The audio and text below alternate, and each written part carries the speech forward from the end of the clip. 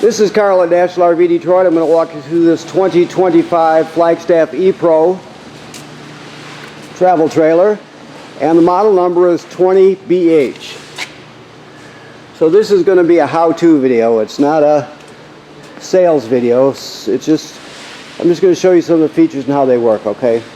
So you have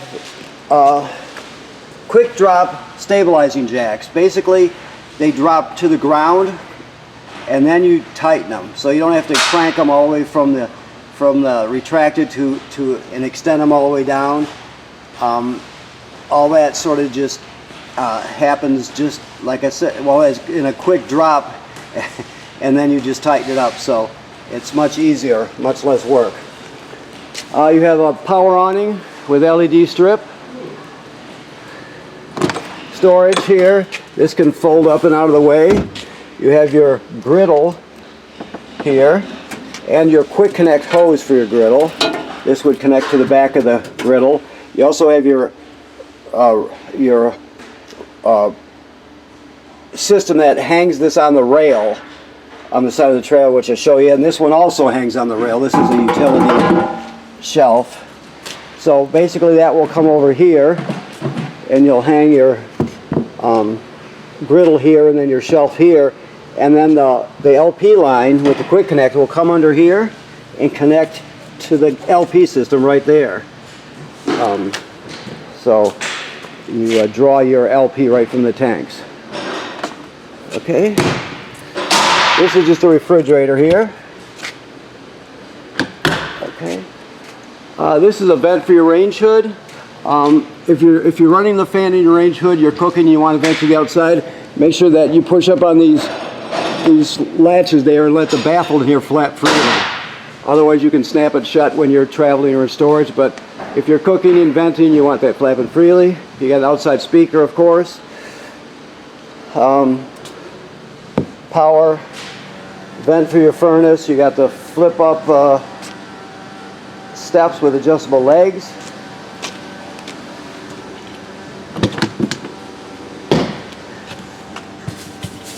See if I can. Okay, so you have your pass-through storage here. You can see two cranks hanging on the wall up there. The larger crank are for your stabilizers. The smaller one is for your power tongue jack. It's just it's an optional crank in case your system fails for whatever reason. You have a light here up and down. If it happens to fail, you can pull this rubber plug right out of the top, put the crank on there, and then crank it manually to get yourself out of trouble.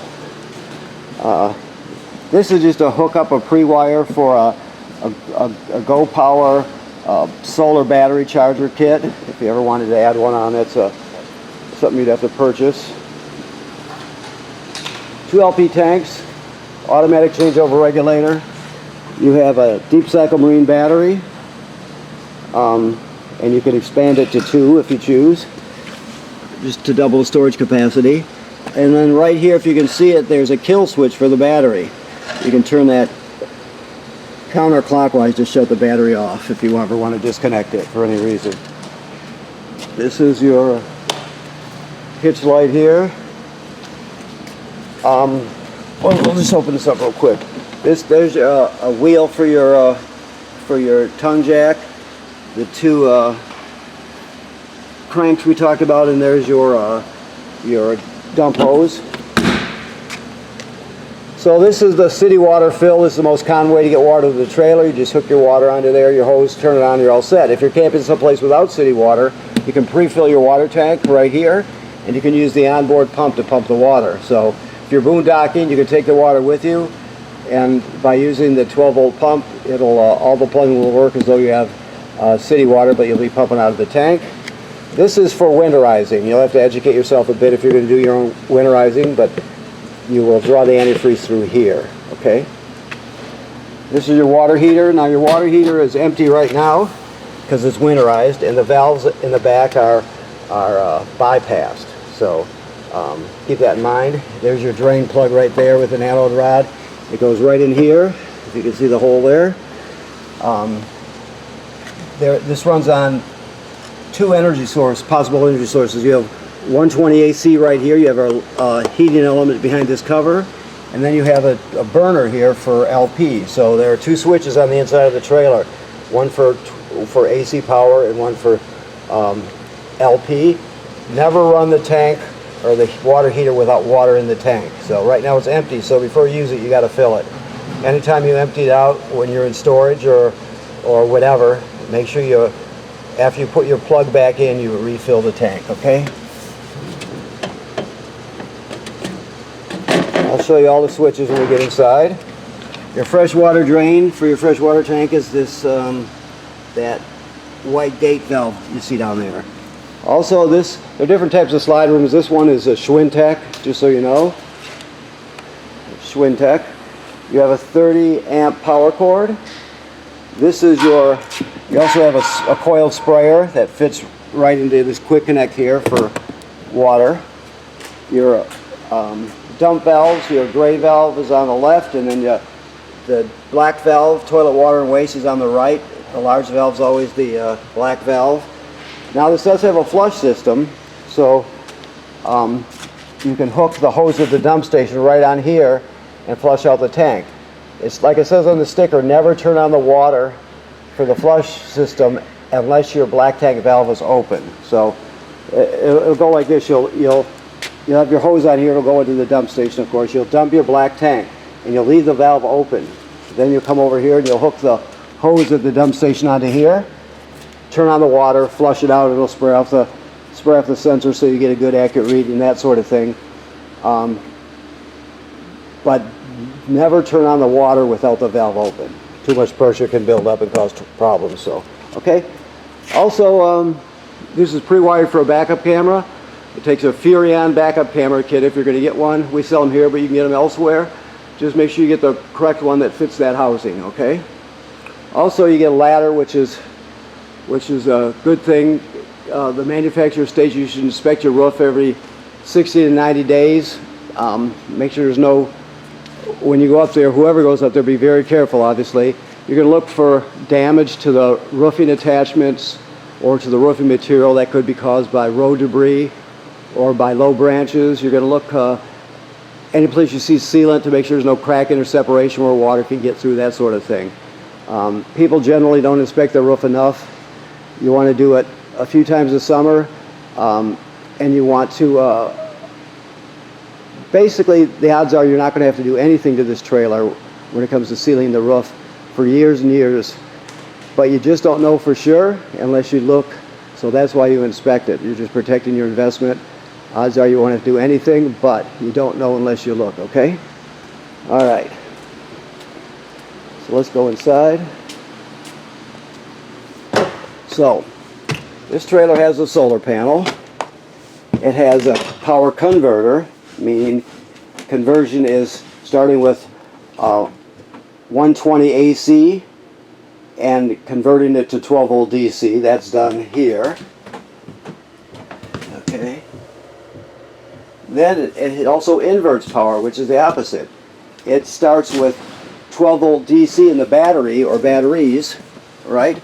And then it inverts it to 120 AC. So in this case, it's turned on right now. You're not going to just leave it on. You're only going to run it when you're inverting power. So right now it's taking 12 volt DC. If we were to unplug the trailer from the 30 amp service in here in the garage, it would automatically start inverting power from the battery. So it starts with 12 volt DC and that inverts it to 120 AC. Then it sends that 120 AC to the receptacles, right? The reason for that is if you're camping out in the middle of nowhere, you don't have any AC power because everything that can run on 12 volt DC in a trailer does, and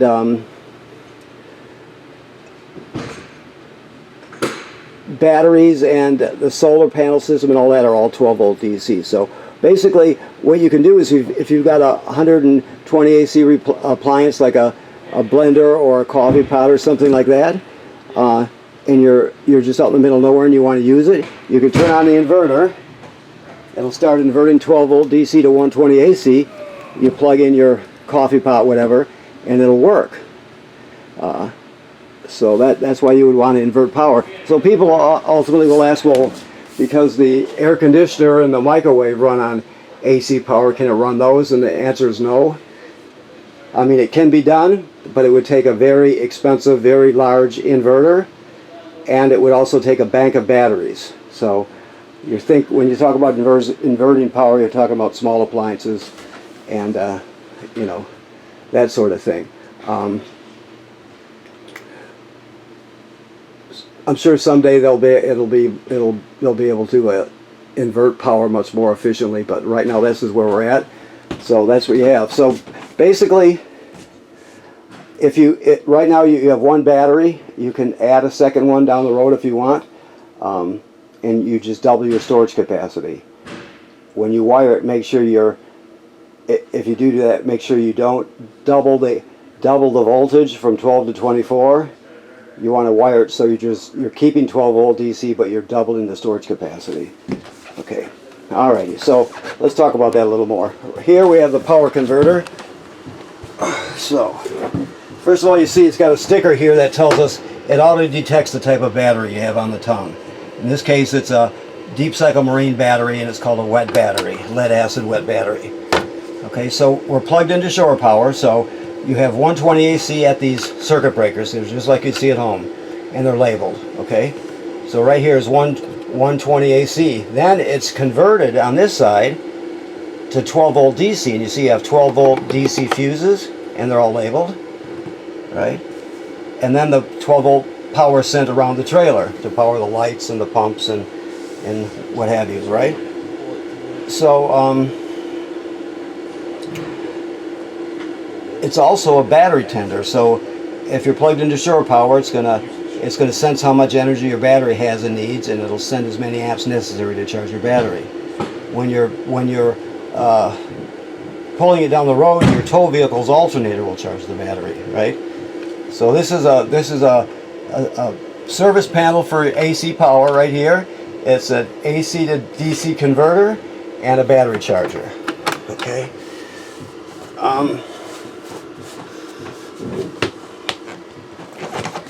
This is your solar controller for your solar panel. It'll rotate through different screens. The most important one is this one right here.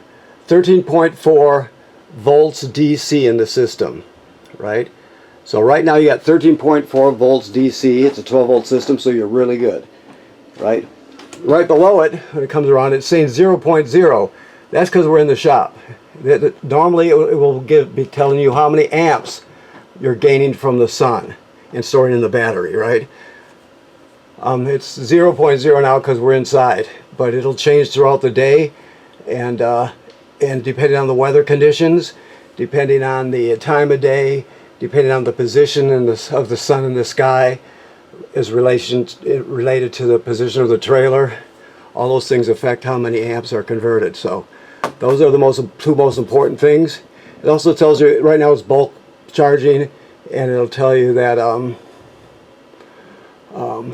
75 degrees Fahrenheit. We're inside right now. So the bottom line is you can learn as much as you want about this. You get a lot of information that comes with the trailer. Plus you can go to their websites.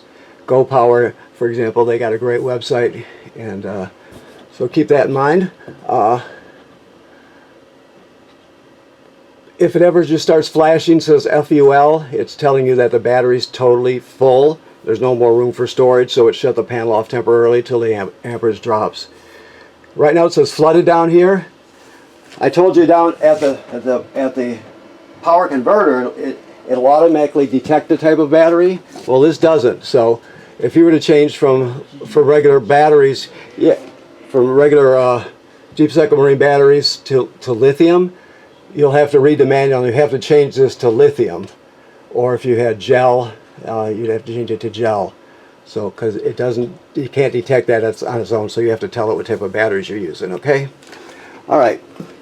So, solar panel, basically all this controller does is regulates the energy being stored in your battery.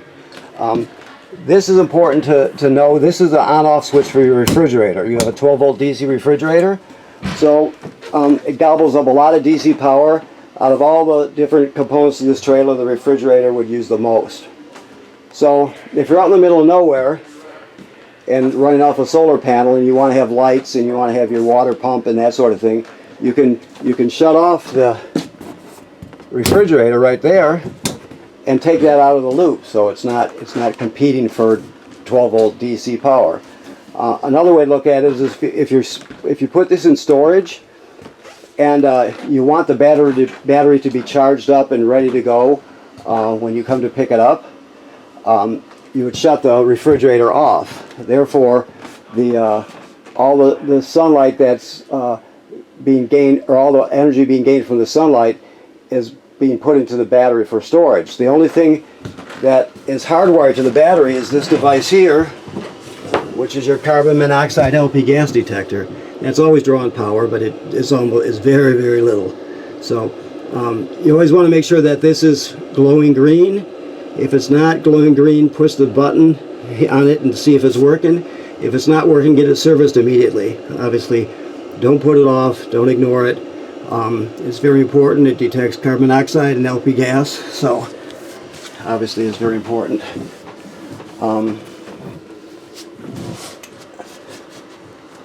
Okay, so this your inverter here, I told you, is inverting the battery to 120 AC for the receptacles. You just shut it off. You hold it a few seconds to shut it off. You don't need to be running it unless you want to use it. Okay. Okay, so your control panel, you can talk to it. You can say good night. If you want to shut the lights out, you'll say, you always say, "Hey, Power Pro. Good night. Sleep well." Yep. "Hey, Power Pro. I'm home." Welcome back. Yeah, so he can tell it some basic commands, and they have some stickers around to remind you of some of the things it'll respond to. Your TV is on a swing out bracket. It's a 12 volt. I believe this is 12. Let me make sure. Yes. Yes. And this is also more than just a TV. It's got FM radio. It has Bluetooth. So it does a lot. It also locks into place. This locks onto here, so you want to snap it so it locks into place, so it doesn't flail around while you're driving. Also, you see there's a green LED up here. That tells us that the digital antenna is on. There's a little button next to it. You could shut this off, but you won't get a good picture. So always make sure, if you're getting a bad picture, look at this to make sure it's turned on, okay? This is a pre-wire, if you want to scan it. It says 5G, but most people aren't interested in that. They're interested in the public Wi-Fi booster. So it's got a port on the roof for an antenna, and then a router box would fit here. But you can look at their different products. If your family uses a lot of public Wi-Fi, you might be interested in getting that, so you can have some better, get a better signal anyway. Your table folds down, obviously, and not folds down. You pull the poles out, and you can sit at the tabletop on these cleats and turn this into a bed. All right. The cooktop, you light it by pushing the button in. That's all you do, and it lights. Okay. Always travel with this shut so it doesn't break. This is the range hood we talked about. If you're running the fan and you're cooking to vent, and you want to vent to the outside, you always got to open that baffle out there, so otherwise it won't vent to the outside. Obviously, it'll have nowhere for the air to go. So you open that vent. This is a convection microwave. Works like they all do. Keep that in mind. Your refrigerator, you always want it to lock this, to latch this, so it doesn't come flying open and get the doors dinged. That's 12 volt DC also, and the switch for it is there. The toilet works like all travel trailer toilets. It sits right over a black tank. So when you get to your trailer, you hook up the power and the water. Obviously, you come in here, you put a dose of chemical right in the bowl. Then you'll step on the pedal and hold it down till at least a gallon of water goes into the black tank. you can use more than a gallon, just don't use less. Then it's ready to be used. If you don't do that, if you do it dry, meaning no chemical or no water, it'll get clogged up, it'll smell terrible, it'll just be a mess. So always at least a gallon of water and a dose of chemical. When it comes to energy saving or eco devices, this one here is interesting. It's a shower miser, and it's right here. So what this does is it circulates water in a loop while it's heating up. So if you see the drawings back here, you see there's a picture of a loop there. So you put it in this position and you turn on the hot water, it'll start to heat the water. But it sends it around in a loop from here to the water heater to the water pump, from here to the water heater to the water pump, around and around and around the same water. The reason you want to do that is because normally you would just waste perfectly good water down the drain while you're heating it up. In some areas that's not good to do because of drought conditions. Also, if you're just sending water down the drain, you're actually wasting storage space in your gray tank also that you don't need to be wasting. So by doing this, it just sends it in a loop till it heats up. Once it heats up, this will turn from blue to a grayish color, beigeish maybe you would call it. That's how you know it's hot. Then you would just take it and bring it up to this position. You can see the picture of the shower there, and it's heated up, ready to go, and you didn't waste any water doing it. So that's the shower miser. Like I want to say, like I mentioned about the solar panel, you can learn as much as you want about all this stuff, or as little as you want. You get literature with it, but also you can go to all these websites, and they all have product videos and PDFs and all kinds of stuff to so you can learn as much as you want about it. This is a 4-speed fan. It's got a cover over it so you can open it when it's raining, and on 1 or 2 you can barely hear it. On 3 and 4 it roars. It's really pulls the air out. So it's a good fan. The thermostat is very simple. You just push it to select mode, and it's off. So we're just going to go to heat, and then we're going to push it, and then temperature will go up to 70 and push it again. Now the furnace is going to run, but I'm setting it off before we get to that point, obviously. So we'll go to off, push it again, now it's off. You do the same thing for air conditioning, fan, whatever you're using, okay? It's very simple. What else do we have here? Okay. I think that about covers it. The emergency window works like they all do. You're just going to pull this off here, push it through, grab a hold of the screen and pull it out. You can escape an emergency. You have some stuff here. That black pouch is where your power cord came in. What you have, here's your sprayer I told you about with the quick connect on it. These 2 cables here are jumpers in case you want to add a second battery. They give you the cables to do it. And on the inside of the lid of the battery box, it has directions how to hook it up correctly, so to double the storage capacity without changing the voltage. So make sure that's done correctly. If you do that, you get a filter, inline filter that you would change every season if you're going to use it. Okay. I think that covers it. I'm looking around. I think I've got it. Okay. So, first of all, like I said, you can educate yourself and learn more about this. You may already know all this stuff. You may know more than I do about it. So it's up to you to become proficient if you don't know it. You just have to remember, conversion is going from AC to DC, and inversion is going from DC to AC. Batteries are DC power. The power that comes out of your wall for your short cord is AC power, so on and so forth. And the solar panel, the whole solar system is 12 volt DC, okay? Please remember to inspect the roof, like I said, every 90 days. And make sure it's in good shape. You're just protecting your investment. Right now this is winterized, so there's antifreeze in the system, and it's set for the winter time. Never run the water heater without water in the tank. and use it a lot. That's the key. You want to use it as much as you can. These are this is your remote here for your TV, right? Like I said, it's got FM radio, no AM, FM radio, Bluetooth, HDMI ports that are easily accessible. It's got a USB, I think, on it also. This is your literature here that we talked about. This, on every one of your wheels, both your wheels, there's a sensor located, stuck on the wheel itself, inside the tire, directly across from the valve stem.